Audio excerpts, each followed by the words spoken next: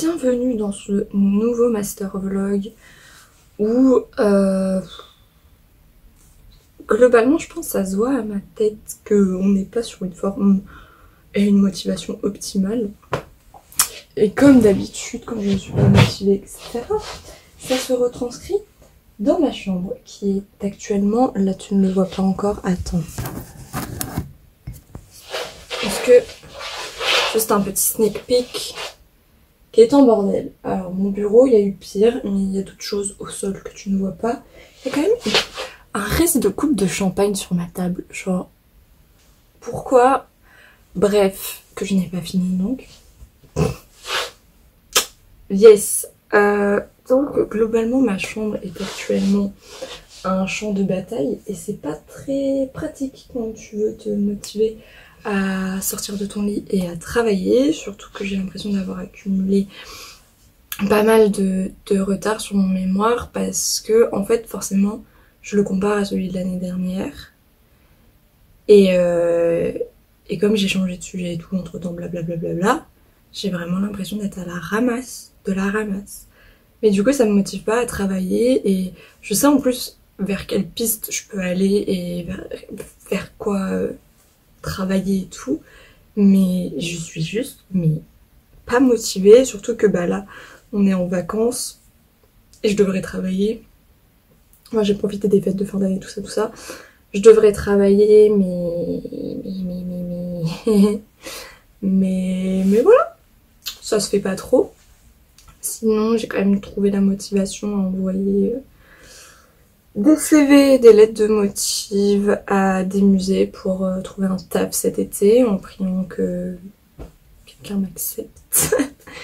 Mais en tout cas, on va partir sur un time-lapse d'un rangement. Donc faut que je trouve un plan quand même pour que tu vois le avant-après et le bordel de ma chambre. En plus, attention, parce que j'ai une pote qui pour Noël s'est dit on va offrir un truc genre grave cute à Alice, mais genre faut que ça soit cute mais en même temps que ça prenne toute la place dans son appart. Donc je me retrouve avec une peluche géante de paresseux. Comment je fais moi pour caser ça après dans mon appart? Ça fait déjà 1 mètre carré de mon appart. Enfin bon bref, du coup il prend aussi de la place dans ma chambre ici. Il est cute, merci Alex, but ça taille sa mère. Genre, bref, du coup voilà, c'est un peu les updates du moment. Et c'est parti pour le timelapse.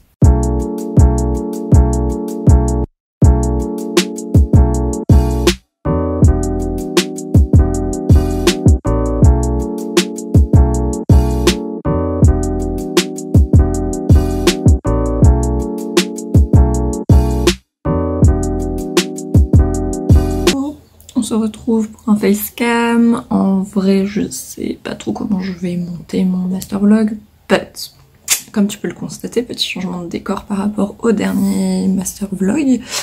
Je suis enfin rentrée sur Paris avec ces bruits évidemment, ce qui pour l'instant me fait énormément de bien de changer de cadre parce que comme beaucoup d'étudiants bah ça va moyen en ce moment. Je vais pas nécessairement m'étaler sur ma vie, hein, parce que c'est pas mon style, mais effectivement il y a pas trop de motivation pour le mémoire et ça fait des semaines que j'y ai pas touché en fait, tout simplement, chose qui ne m'était jamais arrivée l'année dernière. Donc c'est un peu compliqué en ce moment de travailler et d'avancer et c'est pour ça que j'ai pris la décision de revenir sur Paris pour la rentrée du second semestre, même si on fait des cours toujours à distance, même si peut-être que même s'il y a peut-être un risque de reconfinement, je préfère le passer chez moi à Paris parce que là je n'en pouvais plus tout simplement de vivre chez mes parents et que j'avais besoin de retrouver mon chez moi, de retrouver ma caverne tout simplement, et de changer de cadre de travail pour essayer de me remotiver et de me rebooster. En ce moment, intérieurement, c'est quand même un peu la panique parce que je suis quand même censée trouver une problématique et établir un plan dans les semaines qui arrivent et le mois qui arrive. Chose où bah en fait actuellement je suis incapable de le faire parce que je suis pas assez avancée dans mes recherches et que voilà, c'est vraiment compliqué de réfléchir et de se concentrer sur son mémoire ces temps-ci, que c'est quand même dur mentalement en ce moment. Et que la recherche, déjà en temps normal, quand t'as un contexte propice à la recherche, c'est déjà compliqué de mener ces recherches, alors là encore plus. Donc voilà, après je suis bien entourée, donc voilà, ça va aller mieux. Mais c'est vrai que voilà, je pense que tu as quand même entendu parler de l'état des étudiants en ce moment. C'est pas... C'est bien, t'as le reflet de mon écran dans mes lunettes. Bref, c'est pas le fun, mais voilà, pour l'instant je vais essayer de m'y remettre. Et voilà, globalement c'est un peu le mood du moment. Donc voilà, je voulais quand même te faire une petite update là-dessus. Là je vais déjeuner et je viens de filmer une vidéo mise à jour sur la licence en HDA archéo parce que celle que j'avais faite la première fois commence à dater et il y a des petites choses qui ont changé à pas rien depuis. Et puis moi-même j'ai plus de recul sur cette licence. Donc voilà, donc là je vais déjeuner et je vais faire mon bilan du semestre, je vais filmer ça. Je vais essayer un petit peu de monter d'essayer de monter un peu tout ça aujourd'hui, d'essayer de poster peut-être aujourd'hui d'ailleurs, à voir si j'ai le temps, sinon ça sera pour demain, c'est pas dramatique. Demain et mercredi j'ai cours, ce semestre j'ai plus de cours de langue, ça a été remplacé par mon mémoire, donc je me suis levée pour faire les inscriptions en langue, je savais même pas qu'on avait plus langue ce semestre, donc un peu bizarre de plus avoir de cours de langue, de plus avoir mes cours d'anglais.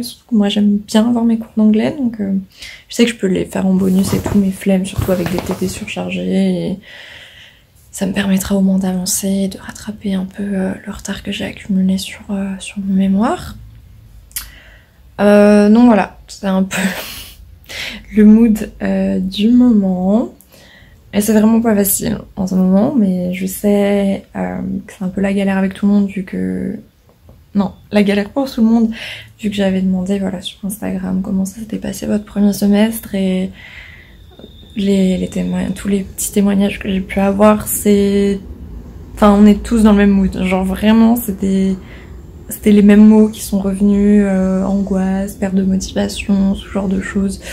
Donc ça m'a entre guillemets rassurée de voir qu'on vivait un peu le truc de la même façon. Même si je me sens quand même privilégiée parce que j'ai pu partir de chez mes parents et me retrouver ici chez moi et voilà. Et à l'inverse, j'ai pu être avec mes parents pendant un certain temps. Donc voilà, mais je vais essayer de reprendre un petit peu mon travail parce que j'ai quand même un mémoire à pondre et que j'ai pas envie de me laisser abattre et du coup voilà, je vais essayer de reprendre un peu tout ça. Donc voilà.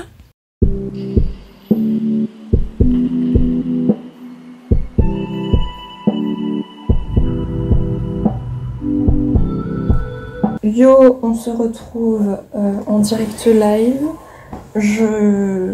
On est le combien? Je sais pas du tout, on est quel jour, mais on est ce jour-ci, voilà.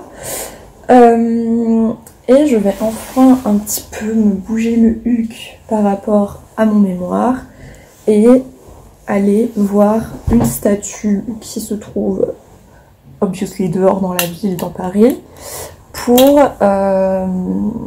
que c'est une statue avec une automobile, bref. Et donc je vais en profiter pour aller l'analyser en direct live dehors, ça va me faire du bien de sortir un peu et de pas faire de travail sur des bases de données, mais de faire un travail sur une œuvre. Donc je pense qu'on se retrouve bah, tout de suite après. Parce que moi, là, je vais faire le petit trajet et tout, mais toi, grâce à la magie du montage, on sera déjà arrivé. Voilà.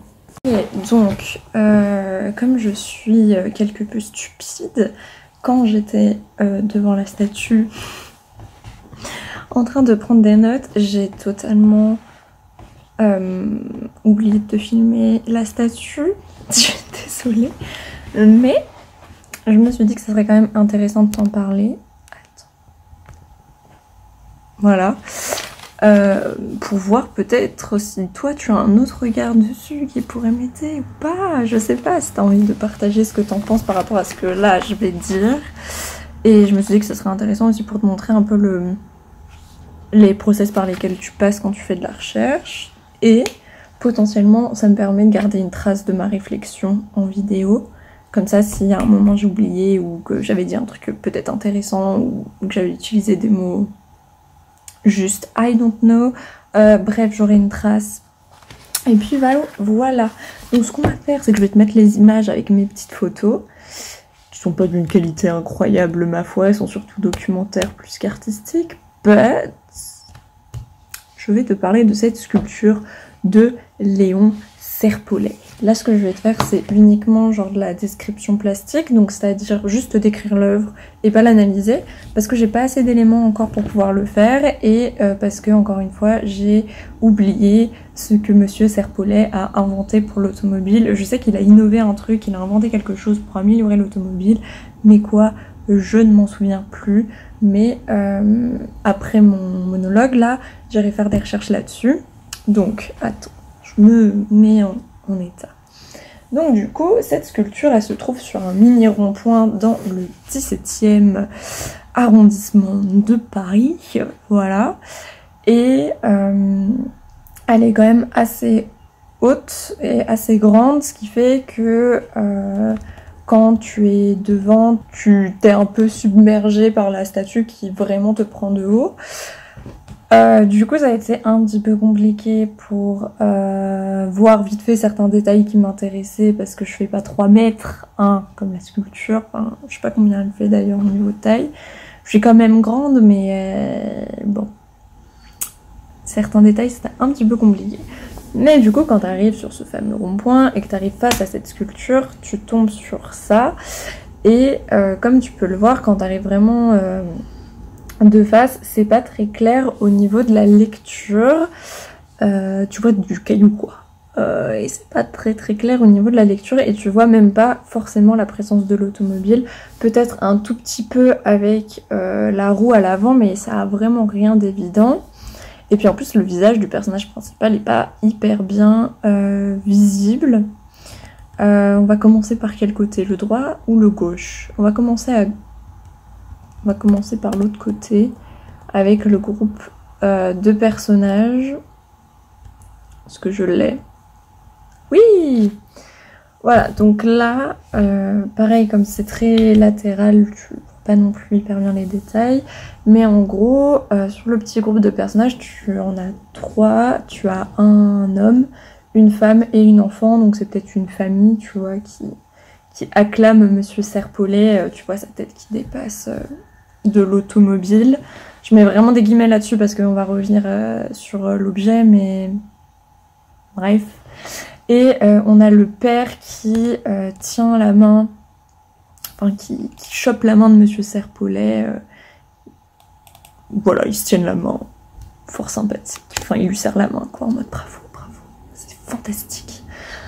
Donc voilà. Et ce groupe de personnages en fait cache totalement le côté de l'automobile, qui n'est d'ailleurs en fait pas sculpté. Genre j'ai essayé de voir un peu dans les trous avec les espacements des bras, etc. pour voir si quelque chose avait été fait, mais pas vraiment. Puis de toute façon ça n'aurait pas eu tellement d'intérêt, puisque à part une psychopathe comme moi qui analyse cette statue, bon, les gens n'y auraient pas prêté tant d'attention que ça. Par contre, ce que tu vois au niveau de l'automobile, c'est les roues. Ça, on les voit quand même si t'as l'impression qu'elles fondent dans la roche ou qu'elles en sortent à peine. Ça dépend des lectures que tu veux. Et au final, t'as quand même un gros non fini sur l'automobile, et t'as l'impression, voilà, que sa construction, sa sculptation, son façonnage n'a pas été fini. Ensuite, on va aller sur l'autre côté où on va un peu plus parler du monsieur qui est totalement allongé sur l'avant de l'automobile. Donc, pareil, encore une fois, tu as la présence d'une roue. La roue arrière se voit genre vraiment nettement moins, voire quasiment plus. Oui, non, elle se voit quasiment plus. Quand t'es proche, tu vois un petit peu les rayons et tout, mais enfin, elle se voit quasiment plus. Et tu as ce monsieur devant l'automobile qui se jette en fait à l'avant de l'automobile vers monsieur Serpollet, qui lui est limite dans une position christique, comme s'il était crucifié. Et je pense que dans son autre main, là, ici, il tenait quelque chose, mais quoi, je ne sais pas. Donc je vais enquêter un petit peu, et puis quand j'étais sur place, j'ai pas réussi à savoir ce qu'il était en train de... Enfin, ce qu'il avait dans la patte, quoi. Donc, dans la patte, je parle vraiment, mais... comme une tavernière, bref, ce qu'il avait dans la main. Donc je vais essayer un peu de déterminer, c'est sûrement évidemment lié à ce qu'il a pu inventer. Et puis voilà, là tu vois, il y aurait eu la possibilité de voir beaucoup plus en détail les côtés de l'automobile, mais c'est pas le cas. Donc un peu bizarre. Et puis aussi ce qui est intéressant entre guillemets, c'est l'arrière de la sculpture. Alors effectivement les arrières en sculpture, souvent, c'est pas toujours le cas, il y a des artistes justement qui ont travaillé sur ce sujet, le dos est moins travaillé, mais ça dépend. Là ce qui est un peu plus problématique, c'est que c'est une sculpture en ronde bosse, donc c'est une sculpture où tu peux faire son tour. Et l'arrière est quasiment pas travaillé, alors qu'il y avait l'opportunité justement de travailler l'arrière de cette automobile, ou même de travailler le dos du personnage, ou tu vois, ce genre de choses. Et là, c'est absolument pas le cas, et on n'a aucun élément qui rappelle l'automobile, et c'est devenu une magnifique falaise pour les pigeons. Voilà, donc... hyper dommage, tu vois, qu'il n'y ait pas eu un travail là-dessus.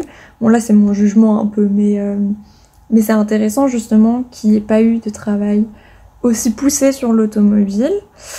Je sais plus ce que j'avais noté, mais voilà, t'as l'impression, en fait, que Serpollet, il est soit dans un espèce de char ou de trône, tu vois, et pas tellement, en fait, dans une automobile, alors que c'est l'objet... et le domaine dans lequel il a innové et inventé quelque chose, et c'est pour ça qu'il est célébré, et c'est pour ça qu'il a une statue, tu vois, quand même, à sa mort. Donc c'est un mystère, cette statue, pour moi. Je pense qu'effectivement, il y a un gros lien avec le fait que l'automobile, c'était peut-être pas un motif représentable aux Beaux-Arts. C'est possible, et ce qui est aussi intéressant, c'est que du peu de réception critique que j'ai lu, donc c'est les gens à l'époque qui commentent cette statue et qui parlent de son inauguration, en fait il est jamais mentionné le nom de... enfin le mot d'automobile, genre vraiment jamais. Il parle jamais de l'automobile dans la sculpture, il parle de Serpollet en tant que personnage, en tant que personne, et de Serpollet comme une sculpture qui se trouve là, enfin il y a une critique de l'emplacement de cette sculpture, mais pour l'instant j'ai rien trouvé propre à l'automobile. Évidemment j'ai pas encore tout lu parce qu'il y a eu beaucoup d'articles sur cette sculpture, mais c'est vrai que on a l'impression que même les critiques eux-mêmes et que même les journalistes n'ont pas relevé la présence de cette automobile. Donc bref, c'est hyper intéressant, et je pense que ça peut être un bon point d'entrée pour travailler sur mon sujet et essayer de trouver une fucking problématique. et voilà, donc je voulais t'en parler quand même. Si toi tu as des avis, tu as des choses à dire sur cette sculpture, je suis évidemment preneuse. Même si tu ne fais pas d'histoire de l'art, ce n'est pas grave, je prends absolument tous les avis en compte. Tu as des yeux, je pense que tu peux voir d'autres choses que moi je ne vois, donc vraiment n'hésite pas si tu vois des trucs, ou si tu connais Serpollet ou cette sculpture, je ne sais pas, si tu as des choses à me raconter dessus, si tu vois des choses que je n'ai pas vues ou que j'ai peut-être pas abordées parce que j'y ai pas pensé, ou voilà, hésite surtout pas. Moi je suis preneuse d'avis, surtout sur ces sujets là, il y a vraiment aucun souci, voilà. si t'es pas du tout d'accord avec moi, je prends aussi, parce que ça se trouve, ça va m'amener vers des éléments que j'avais pas forcément relevés. Donc voilà. C'est tout pour cette petite description, ma foi. Ça me fait un peu de bien de sortir, et là, du coup, bah, je vais me mettre à taffer. Voilà.